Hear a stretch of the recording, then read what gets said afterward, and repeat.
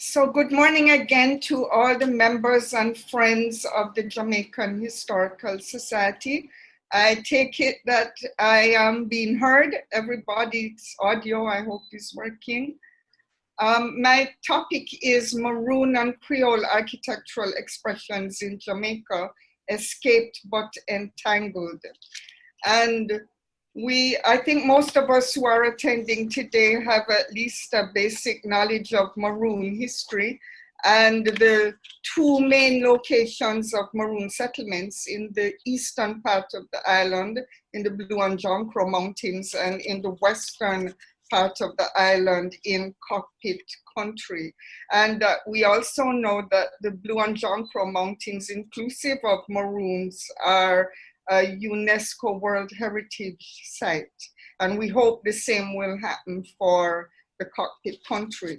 So here is a map showing the basic layout of a compound in St. Elizabeth in Cockpit Country, Moore Town, which I'll be talking about.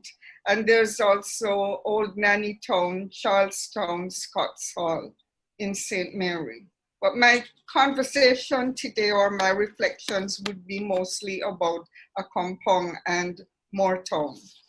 I'm interested in architecture, and I have found that there's really been very little that has been put forward in terms of academic studies on architecture of the Maroons, although there have been investigation of Maroon archaeology, notably by Kofi Agorsa. And last year, my colleague, architect Margaret Jarrett, had done a presentation on sacred spaces in Charlestown. But by and large, there's really not a lot, and I am trying to kind of close that gap. Some historic viewpoints on Maroon spaces that I have just called a very few from sources, such as the Gleaner, mainly, Gleaner Archive. In 1892, one Alan Eric wrote that the Maroons in a compound are living in huts made of poles driven into the earth, the intervening space being woven with the fiber of the plantain leaf or the wild guinea grass. The roof is conical in shape. In 1939, a Canadian writer visiting a compound wrote that the settlement is a strange utopian colony that lives its orderly communal life. Their houses are well built of board with coconut thatch. And so we can see just from those two descriptions, 1892 and 1939, a transition from mainly wattle and daub or wattle to timber architecture. In 1927, kind of in between of those two time frames, a reporter to a compound wrote, I had conceived in my mind a close batch of semi-African huts. And that reporter was a bit disappointed in a way that he didn't really find it looking as much as an African settlement as he might have imagined. And he's not the first or the last one to have those thoughts. Colonel Sterling, who's the colonel for Moortown, he told me that many times tourists and local visitors come, everybody's a bit disappointed that they don't see something that matches their perception of what an African space would look like. My own students who I took there had that question. So my question is it a fact that there's really not an African content at all in how Maroon architecture has been articulated? Or do we need to look a little below the surface and see something different? So I'm asking, how do Maroons interface as culturally autonomous settlements within the Jamaican Creole space in the past and the present? And I'm kind of articulating between the past and the present. Architectural historian G.A. Brenmer in 2016 publication wrote that architectural history in more recent decades has taken a spatial turn. This spatial turn incorporates wider geographic and cultural context as opposed to traditional art history. And that's my approach. That has always been my approach. The reflections in this paper concern aspects of external and self-representation of Maroon spatiality and architecture historically with reference to connections in the present. I also want to quickly mention two theoretical perspectives that have helped me in my broader investigation into this topic. One is from Bruno Stagno's concept of tropicality, in which he proposes that tropical and Caribbean tropical cultural landscapes don't conform entirely to what we would call Cartesian rational spatial practices, but are more relative, transitory, and fluid, very, very complex. And I would mention Benitez Rojo, who applied the ideas of French philosopher Deleuze, his concept of the machine. And so Benitez Rojo tries to explain Caribbean complexity as an entire huge assemblage of machines, and machines being a metaphor for, imagine turning wheels going across the whole transatlantic and global region, disassembling, reassembling, assembling ideas, materials, and people, including architecture and including the Maroons. So we have here an engraving representing the Maroons in ambush in the 1796 Maroon War. And it was at the end of that war that a major treaty, there had been treaties before then, but the 1796 treaty with the Maroons established pretty much the boundaries of the Maroons in the eastern part of the island and the western part of the island. Having said that, there have been numerous disputations since that time, and numerous surveys and resurveys in terms of disputation between the Maroons and the state, and Maroons and other landholders in terms of land ownership. That's a big part of Maroon speciality. I'm not going to be able to go too much into that aspect in today's presentation. Switching into the present, where we have some more recent images of Maroon performances, we do know that the intangible culture of the Maroons had been granted World Heritage status.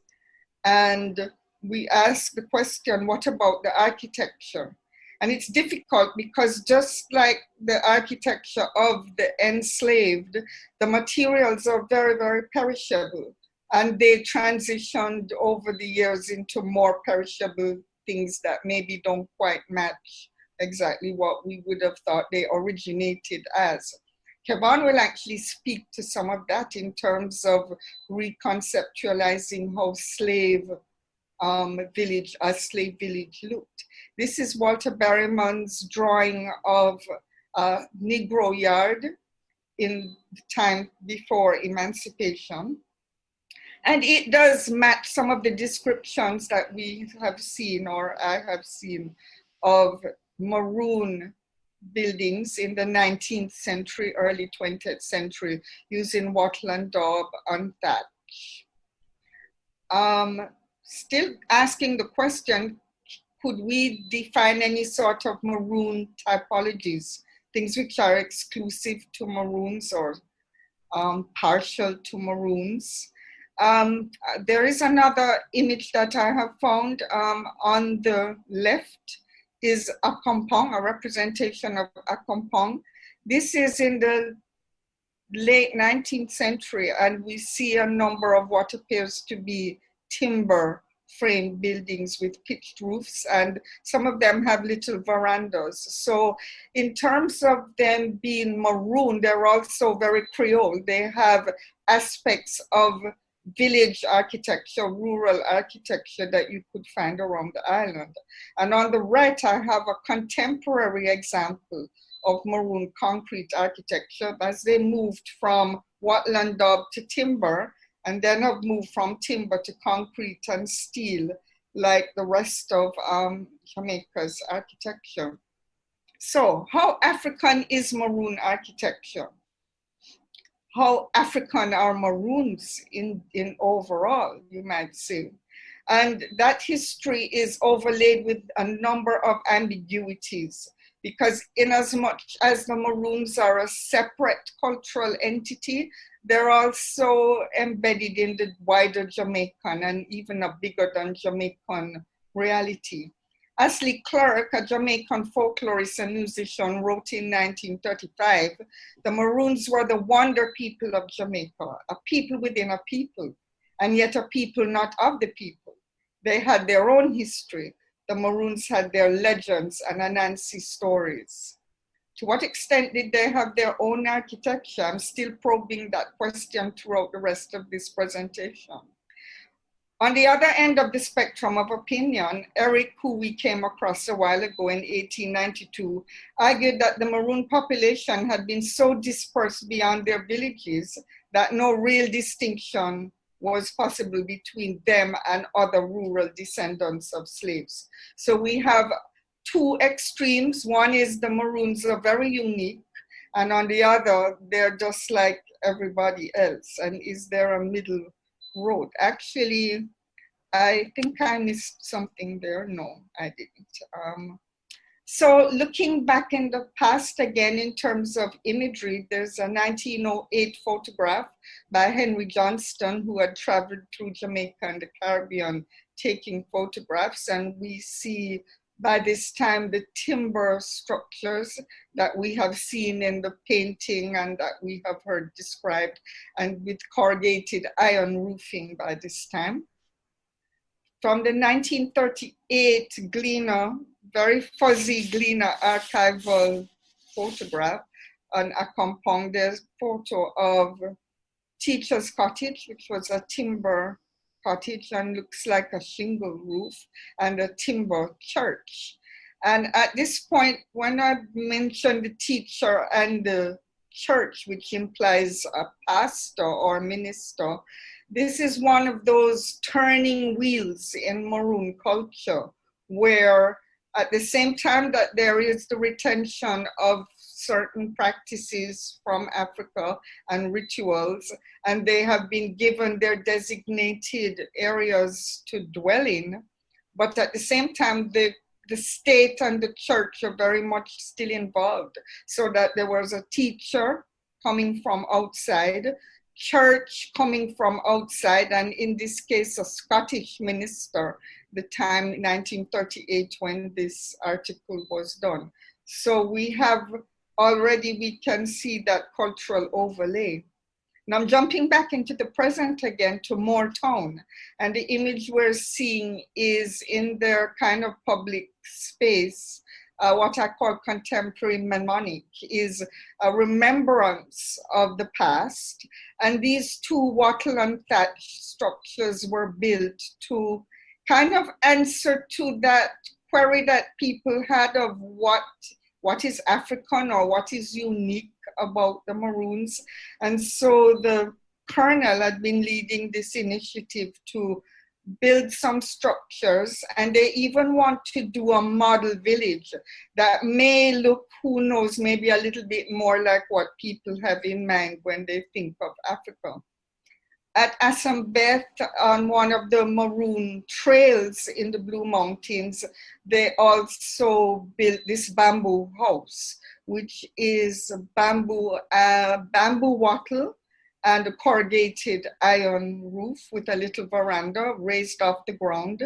So it has features which are typical in a way, maybe not the windows, of a Creole historic architectural form. And I would mention St. Peter's Church in Maroon Town, which was another of those overlays of the outside world into the Maroon community. This was originally timber and it burnt down. And the same architect who did the church in Port Antonio, that was Enslaved, he designed this church. I'm not sure if any modifications have been made since that time. But while we're on the topic of churches, let me bring up this Maroon church in Sierra Leone, because in 1796, when the final Maroon War had come to an end, a number of the Maroons had been shipped off to Nova Scotia, Canada.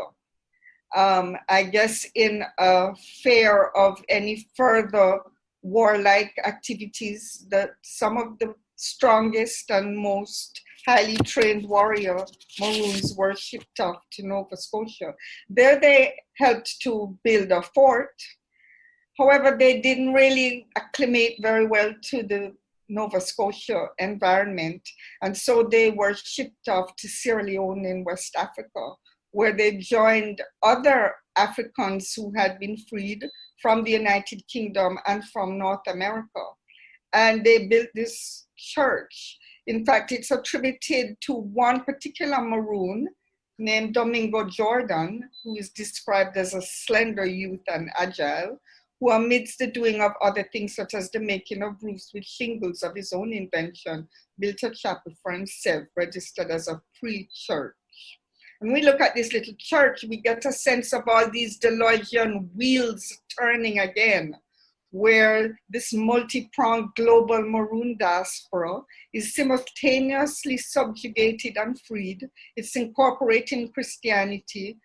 There's Maroon capable of designing and building a church using Gothic or medieval Gothic by the 19th century Gothic revival motifs, which really had their origins in the Arab world, which included North Africa and to some extent West Africa. So we see this one object, which kind of shows us this moving back and forth across the Atlantic. I find it very fascinating. Now, if we were to ask, suppose the Maroons had been free with materials and had all the time and expertise in the world to make architecture that might look very much African, this is what it might look like. This is an Ashanti, reconstruction of an Ashanti complex. And most of the Maroons, their cultural and ancestral heritage is Ashanti.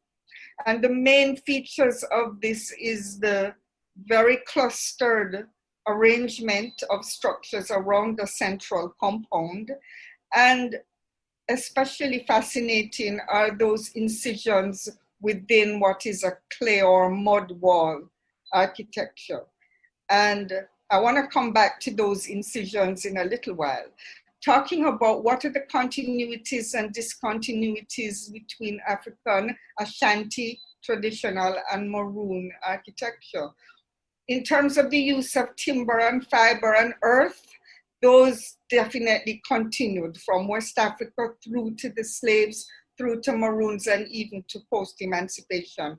And there are quite a number of text descriptions as well as visual imagery to show that. On the other hand, the elaborate incising of patterns on earthen or clay surfaces seems not to have survived. None of the descriptions I have seen mention it, and none of the images I had seen up to a certain point showed that. The use of timber boards for construction in the 19th century created a greater gap between African Maroon construction practices and the use of corrugated iron roofing gradually displaced thatch.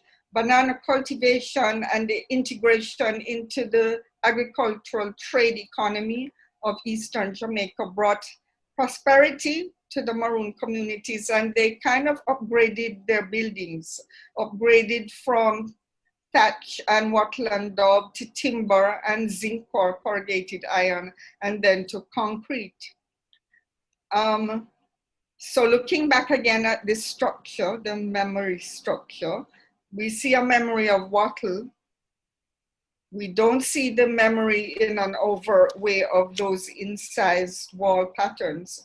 The contemporary Creole in Maroon Town here as an exemplar. If we're looking to see what is unique, we have to look a little beyond actual architecture itself. So when we talk about that spatial turn that I mentioned, we have to take into incorporation the whole entire landscape and its meanings. So the Maroon vernacular, as it emerges, has a number of features that have been incorporated in the whole history of architecture, Jamaican, Georgian, and Creole, such as building off the ground, having a front staircase, the veranda, arches, and columns. And they're adapted to the mountain terrain, like just a simple feature like these little steps going up into the mountains. Now, what we were told when visiting Maroon Town is that there are a number of interior trails and interior meaningful spaces that are very private, and they're very unique to Maroon. So when we look, we just look at this one building, and we want to ask, is it something that's Maroon or is it African or what? That's not the whole story. There's more to that. So the whole entire mountain space, how they relate to that habitat. And also in terms of more public spaces which are meaningful, such as the Bowden Pen Rest Stop, Nanny Falls with its healing waters and its connection with the warrior tradition rituals, the mountains themselves as repositories of ancestral spirits, a ceremonial space in Moortown, which is associated with the traditional rituals of the military, the Maroon military, Nanny's grave and monument in Moortown. But this is the bit that I really want to focus on most and hope my 20 minutes hasn't gone yet. I found this very intriguing photograph looking through those Gleaner archives, very fuzzy image in that 1938 article. And at first I thought, oh, fretwork, it's just X's. But something made me look again and I thought, you know, those aren't X's, those are actually spirals. And you could actually trace out the spirals. And what those spirals are is this same Ashanti Adinkra spiral, which has a very specific set of meanings. And in fact, when these geometries were created, they're more than just ornamentation. There's a whole sacred and philosophical understanding of the geometric order of nature. So I'm coming pretty much to the end now. I come back to this refabricated bamboo structure in Asambeth, which tells a part to me of the story of what was brought from Africa and what could be reconstituted with the materiality that's available here in Jamaica.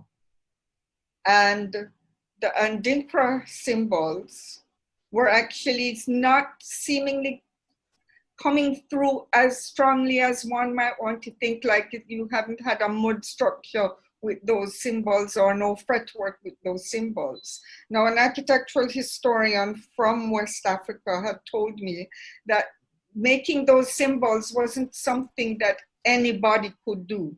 It was a very specific priestly or shamanic role, and it was a specific set of rituals. And he posited that it's either that those people didn't get transported over into the Americas, into Jamaica in particular, or if they did not survive, or the way how slavery and the slave system operated, all that broke up and brought to a close that continuity of how those symbols were used. However, the fact that I found that little fuzzy image of those spirals within the fretwork shows me it's the way, it is one only image, and scientifically we really don't just tend to go off one thing, but history sometimes just leaves us with those tiny little fragments. And that shows me that although they weren't doing the mud work for whatever reasons, there is a memory which transmitted into fretwork. And indeed, some researchers have looked into fretwork in Jamaica in general and found similarities between Adinkra and that. But I come back to this particular house and others which have in the use of concrete, because concrete has some capabilities just as mud does. When it's wet, you can make incisions and patterns in it. And within Maroon town, there were several, and it's also kind of widespread beyond in wider rural communities, this tendency to create textural patterns and motifs in West concrete. And that's another example. This one is in St. Elizabeth, not in a compound, but not so far from a compound either. And so this is my escape but entangled part of my title, is that in as much as the Maroons escaped from the plantation system, but they remained entangled. And so their spaces become Creole spaces indeed, and take on aspects of the wider cultural landscape as well as their own.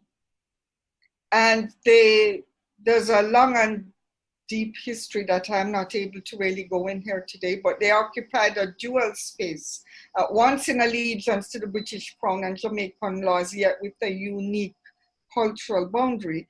Their architecture followed the pathways of African Jamaicans in the island, adapting to their local landscapes and climate and to their social and economic position. It may be that motifs that were once inscribed on mud walls became transmuted to fretwork motifs and then onto contemporary wall patterns. I'm not suggesting that there is a direct 100% conscious knowledge in people's minds that when they incise patterns on their walls, they're doing andinka things. It's something maybe a little more complicated than that, but I do find it pretty fascinating. So I find that these andinka motifs themselves also escaped their original context, their original Ashanti context, but have become entangled, disentangled, re-entangled within our architectural expression. And that would be the end of my presentation. Hoping I stayed within time. Thank you, Elizabeth. I was just about to give you a notification, but you reacted in time. Thank you so much. I'm sure this will have, yes, there is quite a bit of discussion going on, so we can look forward to that after we've heard from Kevon. So thank you so much, Elizabeth. So now we're going to move into our next presenter, Mr. Kevon Harding.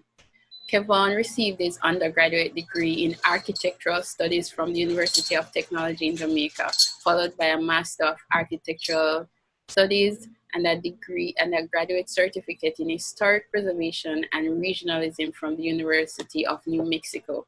Kevon developed extensive knowledge of architectural conservation, best practices through practical experience and leadership in the rehabilitation of historic dwellings in his hometown of Falmouth, Jamaica. He has served as the director of Falmouth's Heritage Renewal, sat on the National Council of the Georgian Society of Jamaica, and acted as the Jamaican National Heritage Trust representative in Falmouth. His skills in interpreting the cultural values of historic built environments are both a direct product of his past work and a point of departure for subsequent preservation and design initiatives. So we are all looking forward to Kevon to hearing about your talk, Recalling an Enslaved Community, Archaeology and Reconstructive Illustration at Good Hope Estate. Kevon, over to you. Thank you, Bernadette.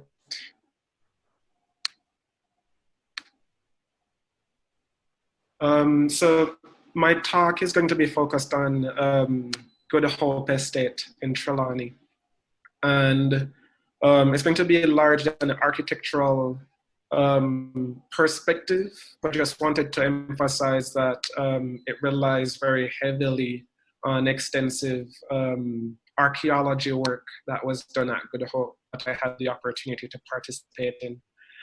So in addition to the people listed here, I also wanted to mention that we had a lot of assistance from archaeology students at the Mona campus of the University of the West Indies in the fieldwork that this presentation is based on. So Good Hope Estate, it's about 20 minutes south of Falmouth. It's going up towards Cockpit Country. So it's in that sort of hilly terrain, hilly interior part of Trelawney. And just to give you a little bit of context, I'm going to be talking a lot about Good Hope Estate itself, but I just want you to bear in mind that Good Hope is sort of one component of a very large, extensive landscape of sugar production. This particular section of it was all owned by John Tharp. So this landscape extends from several plantations and pens in the hilly interior of the parish. They're all sort of straddling the Martha Bray River for the purpose of harnessing the power of the river to use in the mills.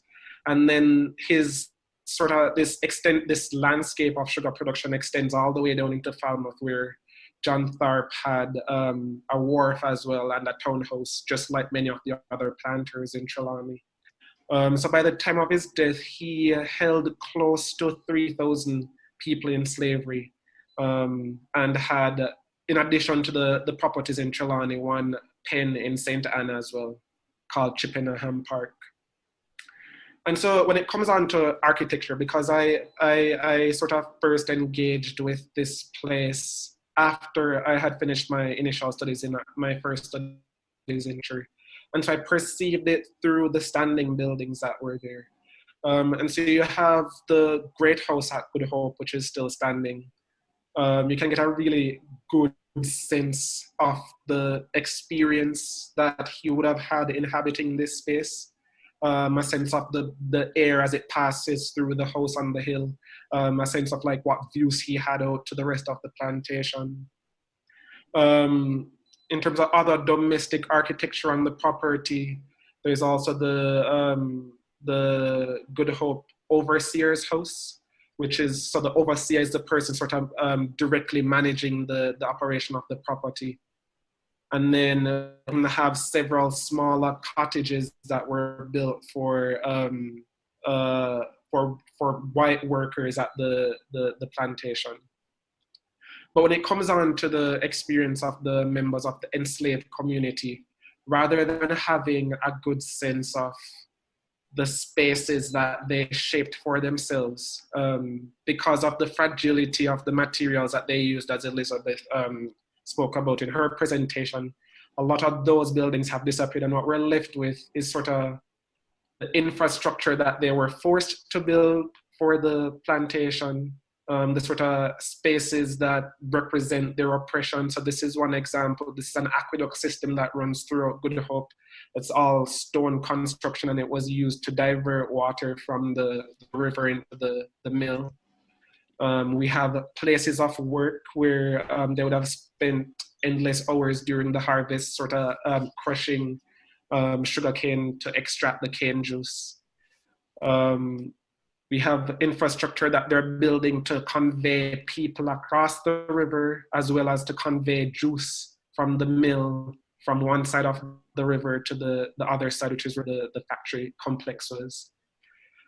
We have buildings like warehouses meant to store products of the sugar production process before they're exported from Falmouth. And we have an enormous slave hospital, so a space meant to rehabilitate hundreds of enslaved people across his various plantations, of course, so that they can get back to work as soon as possible. And so that's what we're left as a representation with, in terms of architecture at least, of these people, sort of institutions and systems that they were made to build, and not so much the spaces that they craft for themselves. And so the image, this is not an image from Good Hope, but this image sort of represents what I was left with after I started working at the site. It's sort of this image where the enslaved labor force is very present.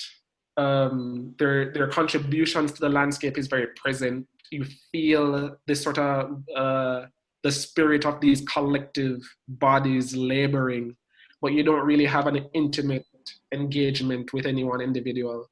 So like here in this image, they're all sort of in the background laboring. You can't see their faces, and you sort of lack that very intimate connection that you can get through the architecture of the planter class and the free white laborers on the property, but you don't really get with the enslaved people. And so I had this amazing opportunity to participate in an archaeology project that started in 2014 and spanned a couple of years, that focused on the enslaved communities. And so we know from historic maps that there were two villages. So there's one which is highlighted here that was just behind the Great House complex. And that was for the people who were working inside the Great House. And then there's another larger village, which is what we call the main village, which is where most of the enslaved people would have lived on the property.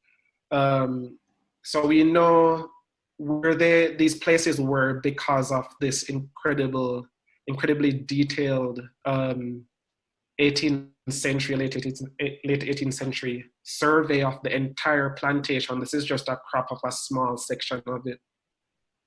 But it labels the main village as Negro houses. And it's very useful. It contains vital information. But you can see that in contrast to the other buildings are very well surveyed in a traditional sense, shown in plan, shown in roof plan. You can see the number of roofs, the size, and everything is to scale.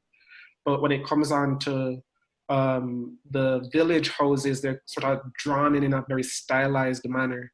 So we have an idea of the extent of the property, the enslaved village, but we don't know how literally we should be taking this artist's representation of these houses, just because of how stylized they're drawn in, the stylized manner in which they're drawn in. But what we can see is that he is showing houses with gable ends. He's showing what looks like cultivated spaces. So you're seeing plow lines and you're seeing these garden spaces that are defined by clear boundaries. You're seeing a collection of palm trees, probably coconut trees. And you're seeing that this village is sort of wedged up between an extensive area of sugarcane fields on one side, and then on the other side, they're sort of in between the overseer's house, which I showed you in a photo earlier. This map was done just before the slave hospital was built. The hospital is located right here. Whoops. And then the doctor's house on a hill, doctor that was working in the hospital down here. And then this is the factory complex here with the bridge that I showed earlier and the mill with the aqueduct that's fed by the Martha Brae River. So that's what we had. And what the archaeologists did was they did a very sort of broad survey of a huge section of the village first, because we couldn't excavate the whole site. So what they did was they set up this grid, and each dot that you're seeing on the map represents a shovel test pit, which is basically a small hole that was done to do like limited archaeological testing, with the idea that we're going to spread these test pits across a big section of the site to get a sense of where things were distributed across the study area.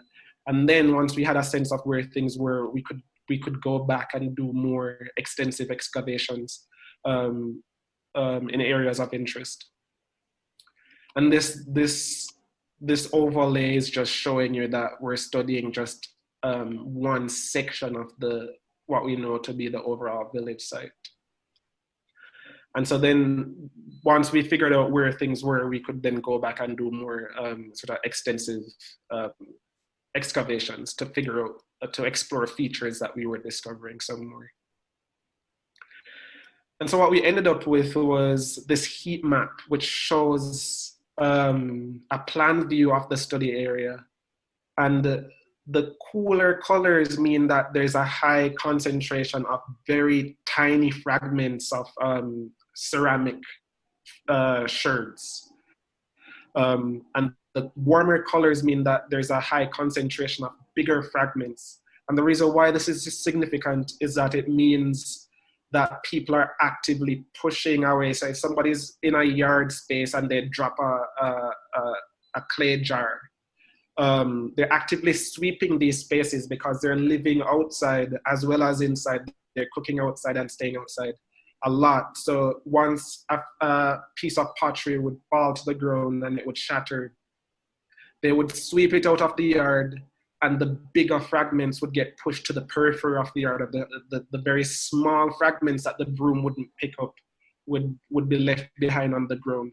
And the significance of that is we're able to figure out what the profile of the yard spaces was, which was really interesting. In addition to that, wherever we would hit foundations in each test pit, we would record that, and over time we were able to basically connect the dots to sort of reconstruct where we think the footprints of the buildings were within the yard spaces. And in addition to that, we also encountered a lot of other stone walls that we don't think were building foundations. We think they're yard walls. They don't really correspond to the yard spaces in a way that we think the houses would. And so these are just dried laid stone foundation walls that we think are sort of dividing up garden spaces, not unlike what was shown in the late 18th century map. So this is what the archaeologists presented me with. And then I was able to then sort of start the process of reconstructing what this landscape would have looked like in the late 18th to early 19th century. And so the site is very densely vegetated. We didn't have any accurate overall surveys of the site. So what we did was every single hole that was dug is represented by a dot here. Each hole that was dug, we recorded the location of the geolocation of these units. So we have both its location horizontally on the ground, but also its vertical elevation as well. I was able to basically triangulate all of those and create this wire mesh digitally. And then from that, recreate the topography in the study area. And geolocate that so that we could replicate the sun angles on the site. And then on top of all of that now, trace the yard locations and the house locations and translate that to the topography so that we can start to see how these houses are responding to the landscape, how the yards sort of hump the topography. Because it's a fairly hilly area. And then on the archaeology side, this is just a very small sample of the artifacts that we found. But I'm showing this particular slide because of a trend that we were noticing as it relates to architectural evidence. So what we were finding was a lot of nails that the archaeologist was telling me was sort of indicating not only initial use, but also reuse. So they're being used and then they're being distorted somehow and possibly being reused. And just the extensive size and quantity of these nails sort of started to lead us to think that they're probably nailing on some sort of wood siding to create the wall enclosures. We're not finding a lot of nails that would indicate nailed roofing. We're not seeing shingle nails or nails for slate roofing tiles. We're not seeing any evidence really of roofing materials. So we're thinking that the roofing material is very organic and sort of doesn't survive very well in the soil. But we are finding so many nails that fit the profile for nailing on wood siding and probably taking off wood siding because it's rotten and you're replacing it. And that probably starts to account for the extensive distortion of the nails. We're finding some lime mortar fragments as well. We're not finding glass from windows, so we don't think they're using glazed windows. And so we started to do some research into sort of village houses that fit this material palette that we're finding from the archaeology. And so these are some historical sketches from the early 19th century that show what we think the architecture, the archaeology is telling us about the architecture. So this is showing an example of a house that has wood siding, no glass windows, and a roofing material that would probably not leave a distinct archaeological signature, which is a thatch roof. And we're seeing a sort of mixture within a single village, a mixture of material palettes. So we're seeing some wood siding, we're seeing some wattle, we're seeing a smooth surface here that could probably be a Spanish wall, which is a wood framed with rubble filled in between the walls instead of in between the posts instead of wattle, and then it's plastered over so it looks like one unified surface. And that's what the research from some other plantations is telling us as well. At Montpelier Estate in St. James, for example, in the slave village, we're finding evidence of multiple material palettes existing side by side within a single village, which is not unlike what this artist is showing in the early 19th century.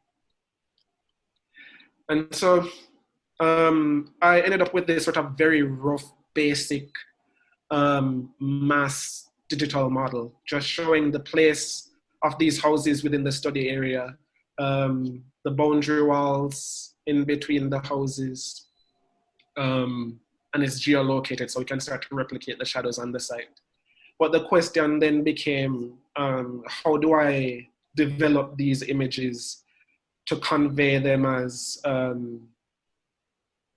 or interpretation of very limited archaeological material, very, very limited architectural material, and historical research. We don't want to convey it as definitive and final, but as a sort of evolving set of explorations.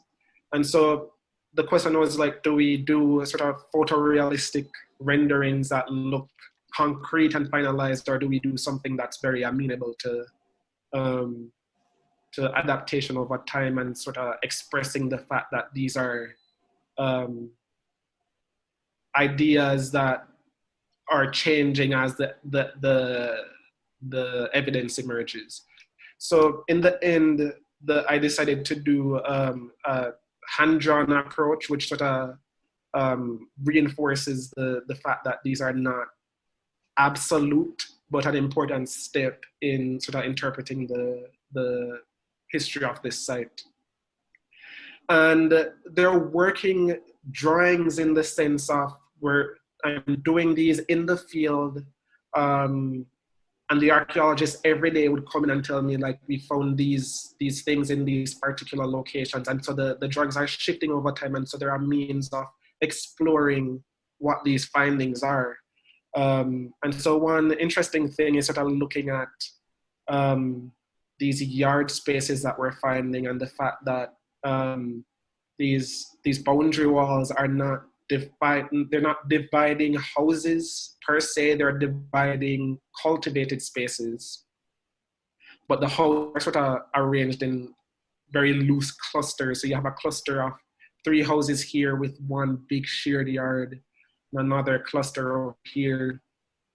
And then sort of starting to explore these walls, like what are these walls doing? We know that there's this tradition of living outside. You sleep inside, but so much of your activity is happening outside. What are these walls doing? Are they dividing up yard spaces in the same way that you divide up inside spaces in a house with walls? And so we know that these people, in addition to being made to grow their own food, they're also encouraged to have small quantities of livestock to feed themselves as well. And so these drawings are a means of sort of starting to explore these ideas of, like, is there an inner yard that's more meant for human habitation. So cooking and socializing, separate from a space that's meant for cultivation, separate from a space that's meant for having small pens for goats or pigs or whatever other small livestock they have. And so these were some ideas that started to come up as we started to explore the archaeological findings. And then I think for me,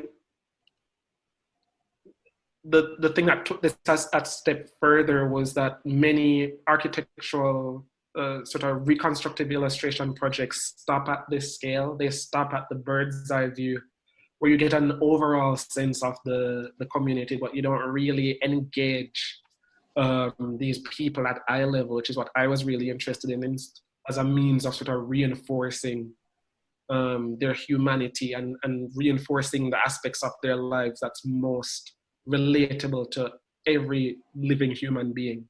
So like, how do they cook? How do they socialize? Where do they sit after a long day's work?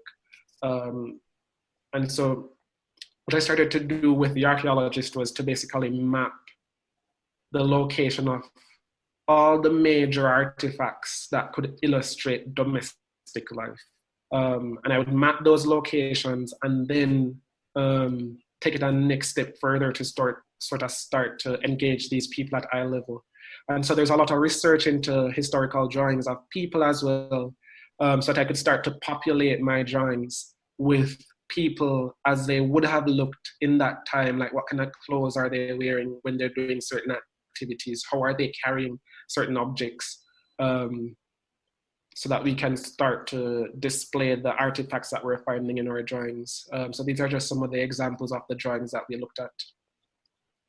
This is a mortar that we found in the village site, and I just put them side by side to show an example of the illustrations that we're referencing, so that I can start to see, like, what does the posture of this woman look like when she's using this this mortar to crush cassava in the case of the image on the left.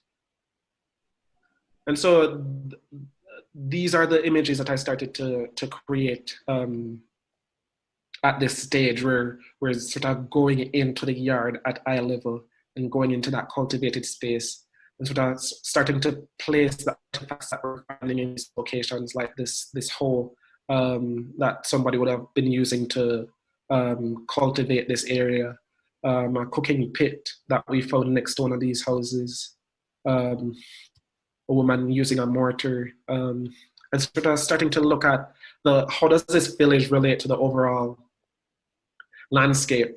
So like, this is the main entrance, one of the main entrances into the village from the main road.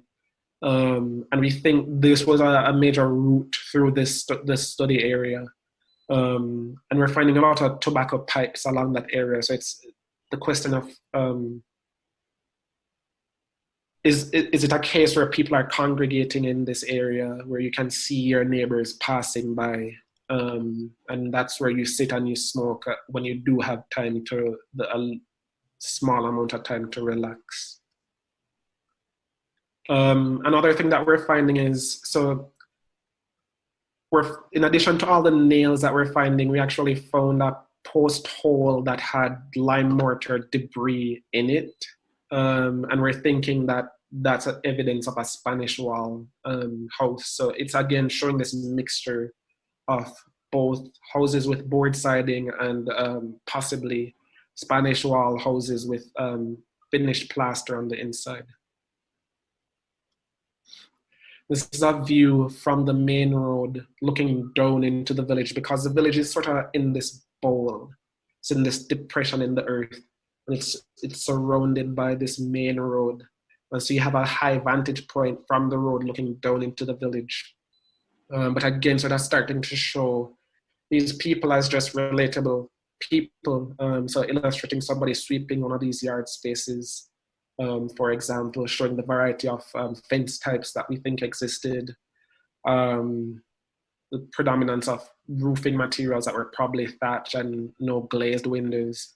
We actually did find evidence of glass windows in the other village that was closer to the Great House, but we didn't find any in our study area.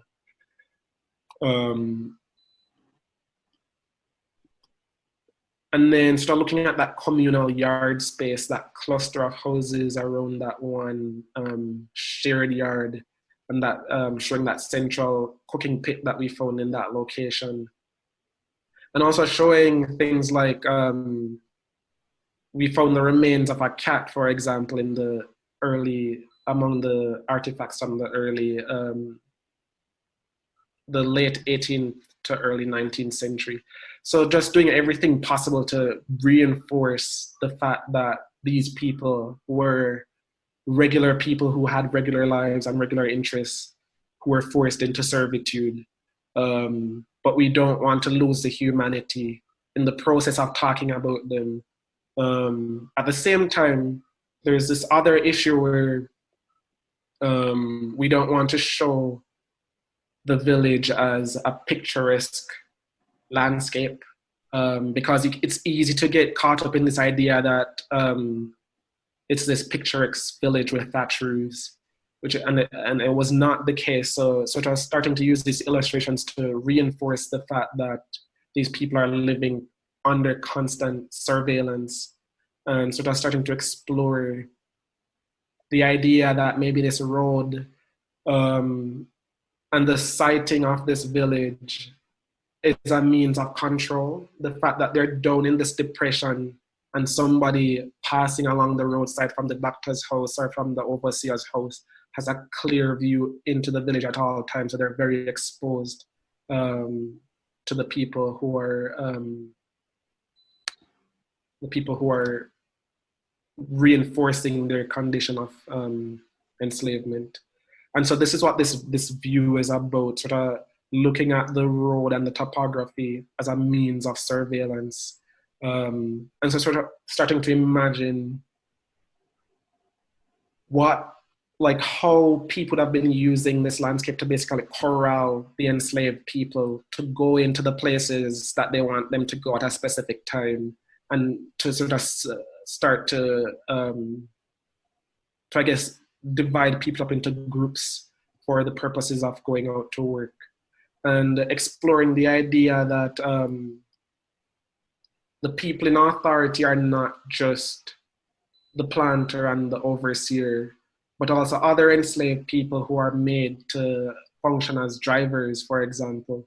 And so that these people in positions of authority are both enslaved and free. And so they're embedded in the community itself, and it's probably a means of, between that and the use of the landscape itself, a means of dividing and conquering and subduing a fairly large population. At Good Hope, it would have been about just over 400 people living in this village. And so at the end of this exercise, we had enough information where we felt that it was important to sort of represent these findings physically on the landscape. The owners of Good Hope, after they saw the drawing, were very keen on having one of these spaces sort of recreated on the landscape near the site that we did the archaeology. And this goes against the conventional sense of reconstruction in historic preservation. Typically, you want to have architectural drawings or detailed photographs to show exactly what something looked like before you would attempt to reconstruct it. But this is not what this project was about. This was about sort of addressing a very noticeable void on the landscape, a landscape that was built on the backs of these enslaved people who now don't have any sort of representation of their most sort of intimate selves architecturally on this landscape. So we have the planters' houses and we have the overseers' houses and the bookkeepers' houses, but these people are very absent. And so this was less about architectural precision. It's not meant to be an architecturally precious thing that you would nominate to be on the Jamaican National Heritage Trust monument list. This is not what this is about. This is about sort of, I guess, providing some sort of more holistic representation on a historic landscape.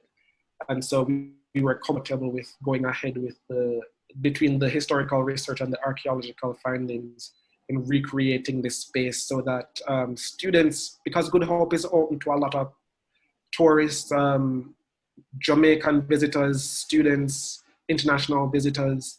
And so we felt that it was important to sort of create a space, recreate a space where you could stand and you could experience the vantage points. You could see what these people probably saw from their houses. They can see the slave hospital from their house, or they can see the overseer's house from their house. Or you can get a sense of like how much down in the depression this village would have been. And so that was the main objective. And I think it was, in that sense, it was largely successful. And I will end on, that's my last slide, I think. Yeah, I will end at that point. Thank you so much, Kevon. Thank you so much.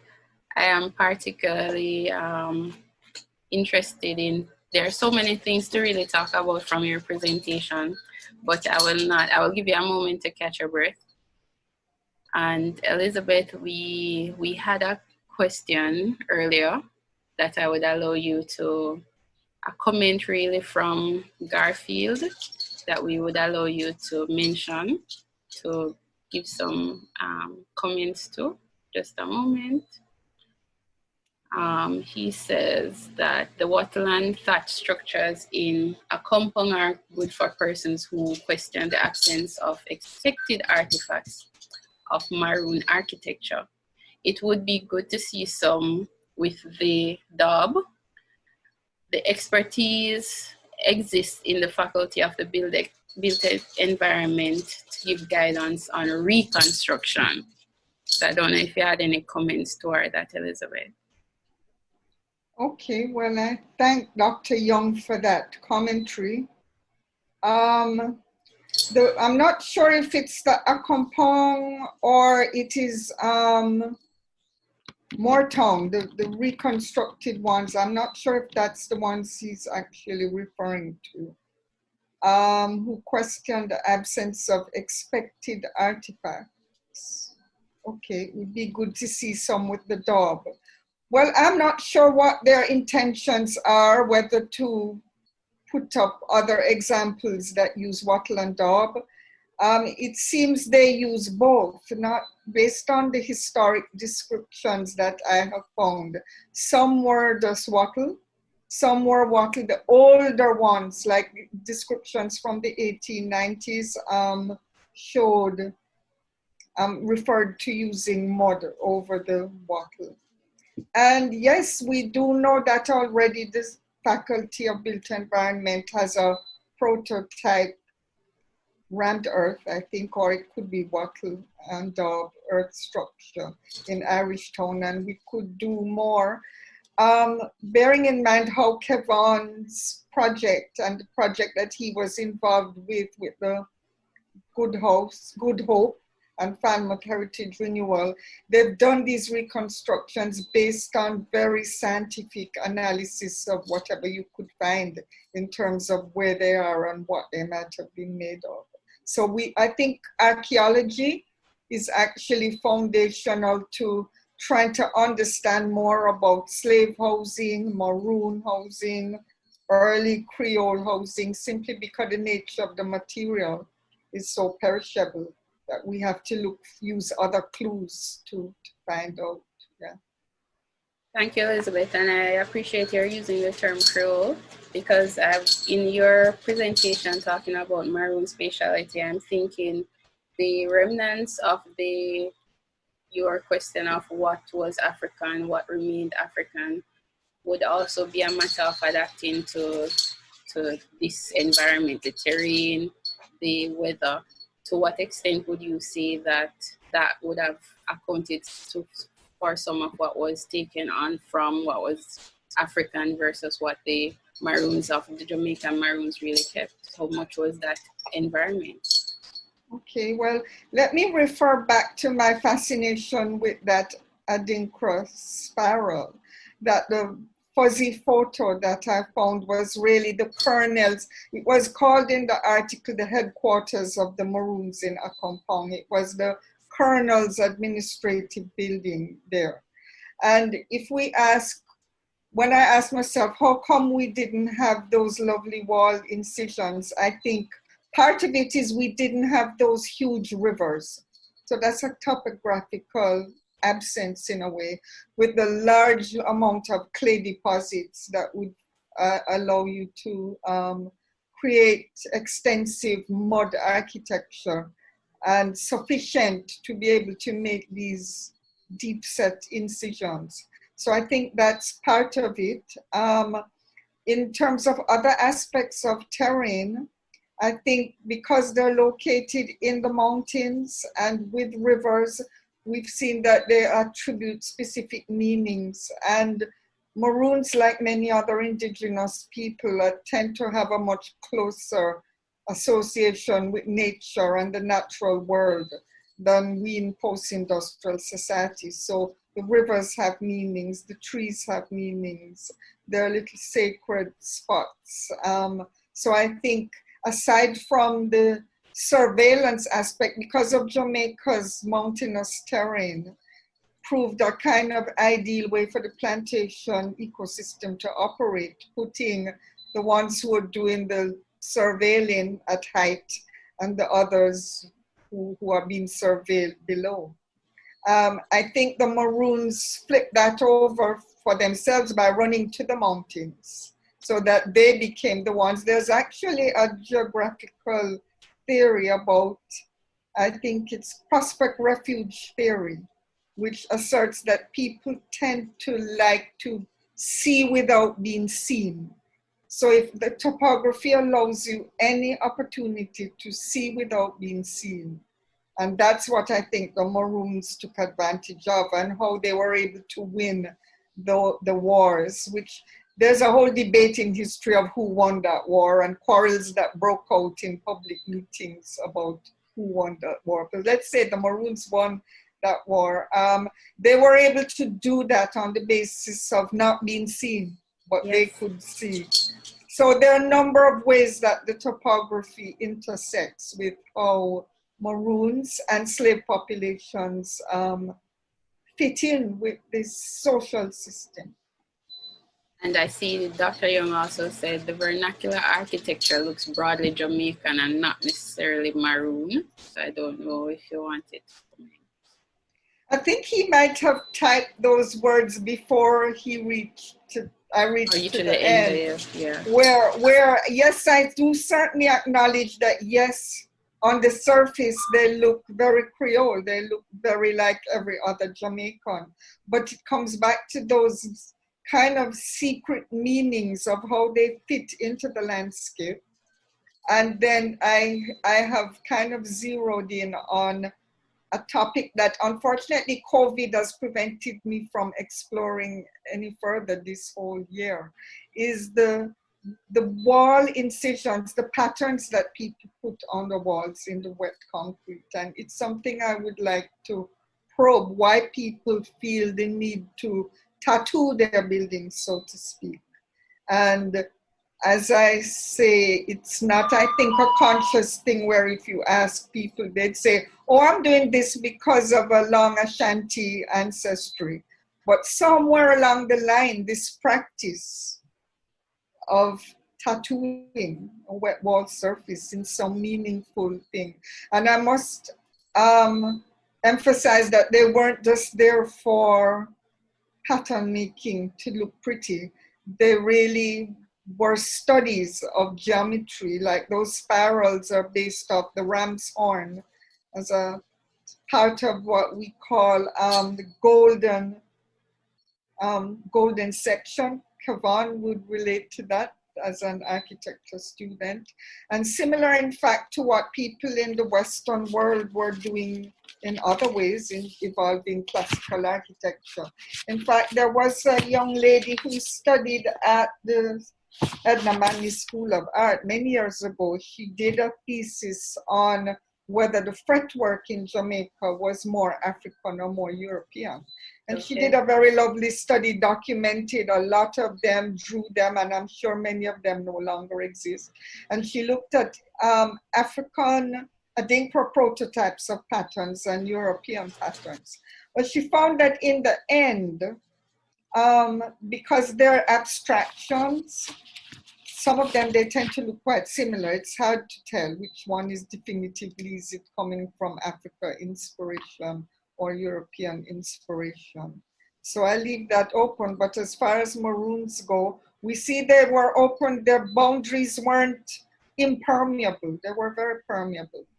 And the state wanted that too, it wanted to have an impact on them. So ideas and objects flowed into their space, but I would just love to think that deeper in their memory would be Africa rather than Europe.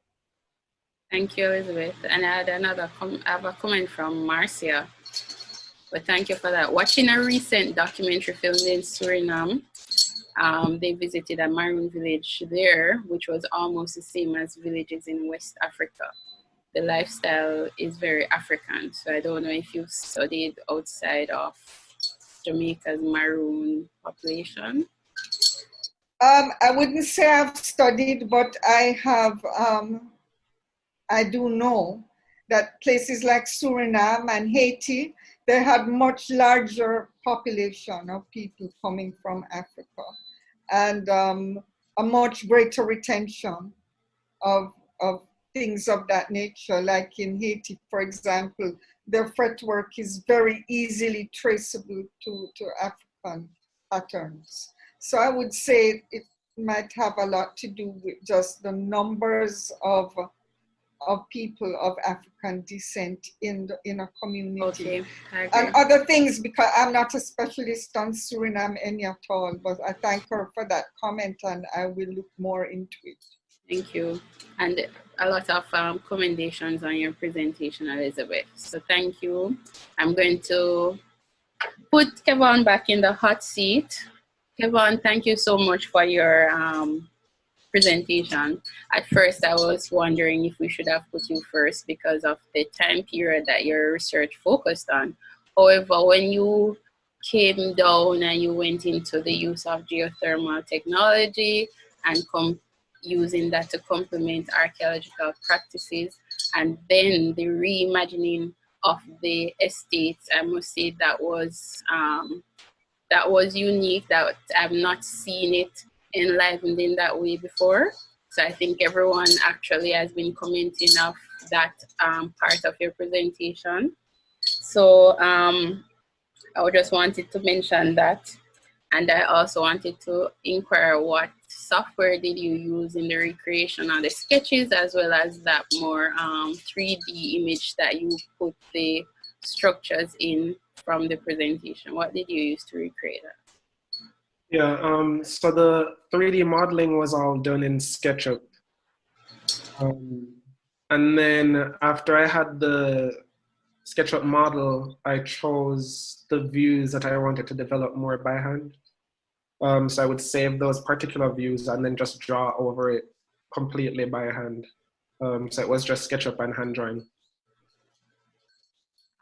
Did you think, I know you said you don't want it to be ideal, you do not want to convey that this was ideal, of course, but how do you plan on developing this further? For example, looking at your palm trees, I'm wondering, okay, will there be, how would you represent maybe the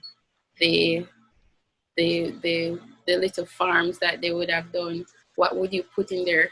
I'm expecting to see some of those, like the ackee tree, for example, but this was really engaging, Kevon, and I want to know how you plan on going further with it.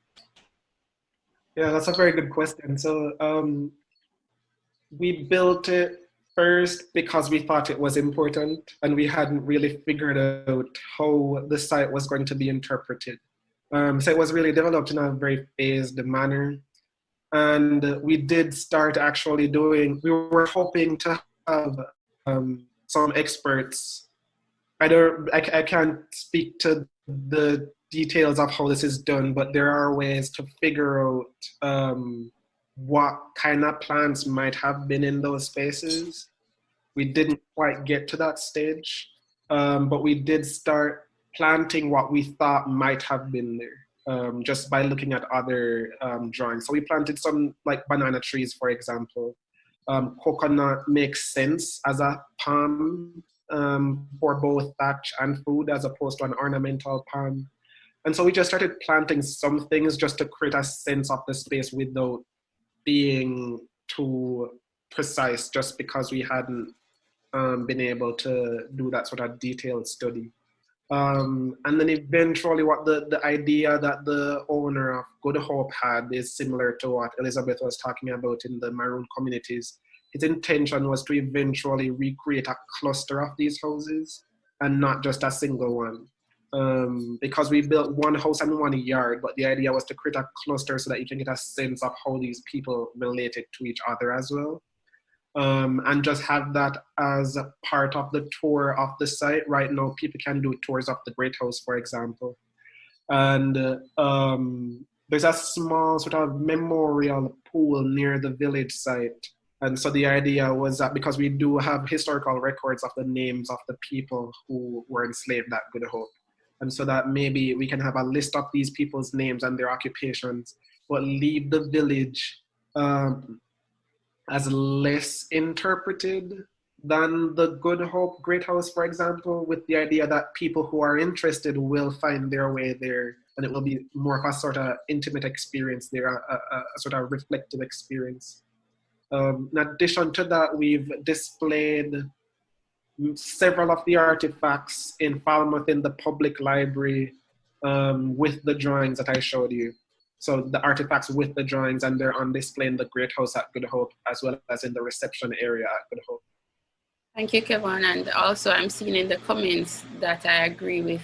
For example, Denise Hall Ramarak mentioned that she was seeing the dominators versus the idea of the free, but not really free. That was good, because thinking of the tracks being laid out to drive people into the different sections. I had wondered when you first started talking about the layout and the houses being higher, how that actually worked out. But it's fascinating to see what the research can really put out. So she's saying great perspectives, Kevon, excellent sketches, right? Let me see if there are any other comments. Well, we have one, right? Important point made regarding the enslaved versus dominator. Looking through. So I'm seeing a comment here now. Just bear with me as I read it. I had a patient who died about 1979, aged 111.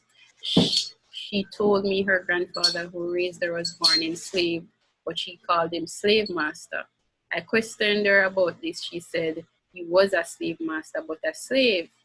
He used to marshal the enslaved people about the banana plantation, which was in the Red Hills area.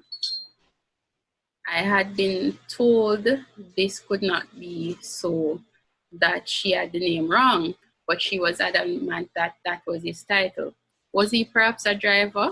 Her family name was that of a local plantation owner, so perhaps he was one of the plantation owners' outside children. There are a lot of questions there. Yeah, I think there are several. I think what the patient told her made complete sense, and there's several ways that could have happened. There were people who were enslaved, and it was literally their job to be a driver. So the person standing in the field with a whip, for example, ensuring that people weren't slacking off, could have been an enslaved person who was given that job.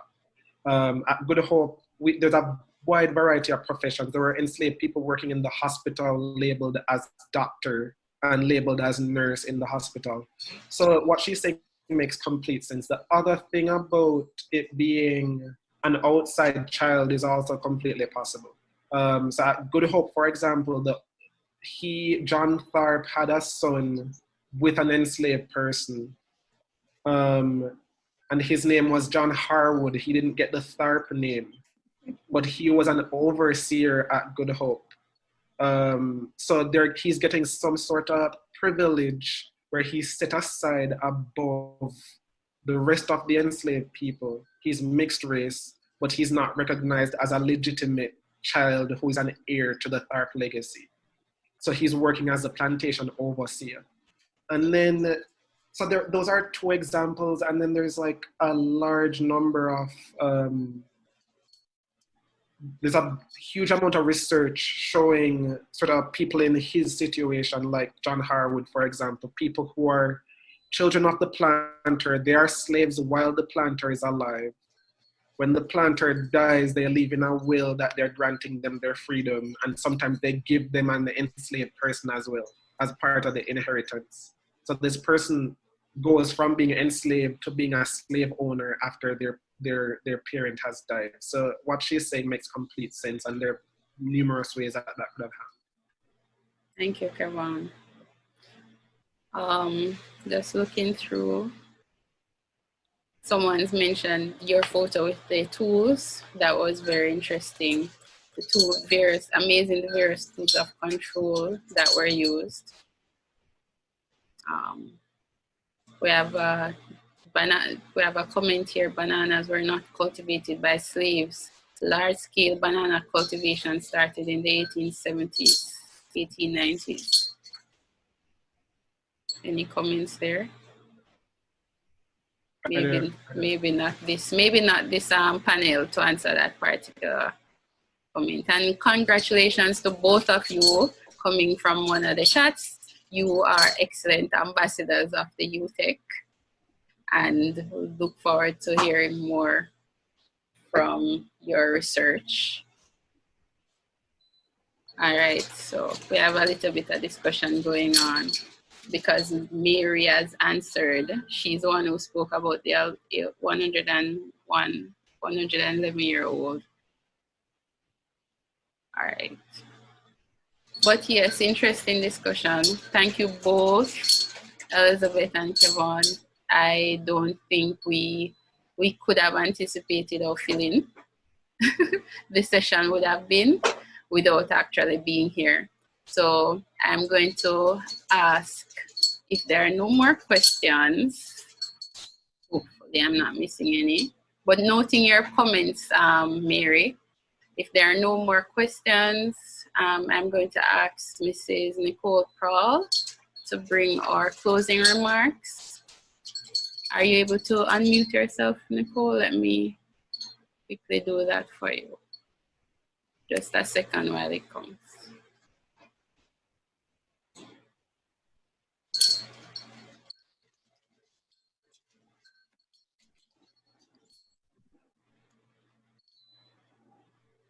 There you go, Nicole. Okay. Thank you. Good afternoon, everyone. Good afternoon. It is my sincere pleasure to express on behalf of the Jamaican Historical Society, thank you to the presenters for a most informative and interesting presentations.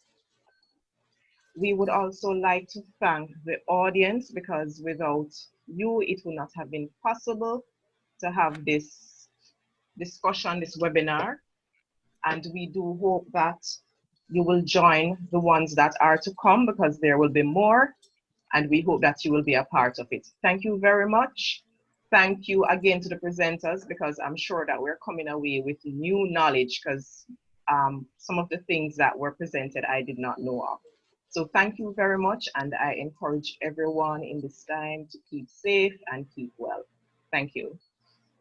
Well said, Nicole. Thank you so much. And yes, please look out for our next webinars. We will be hosting more, as we really are not able to do physical sessions right now, and we can't say when that will be safe to do so. So thank you for joining us today, and do enjoy the rest of your day and keep safe.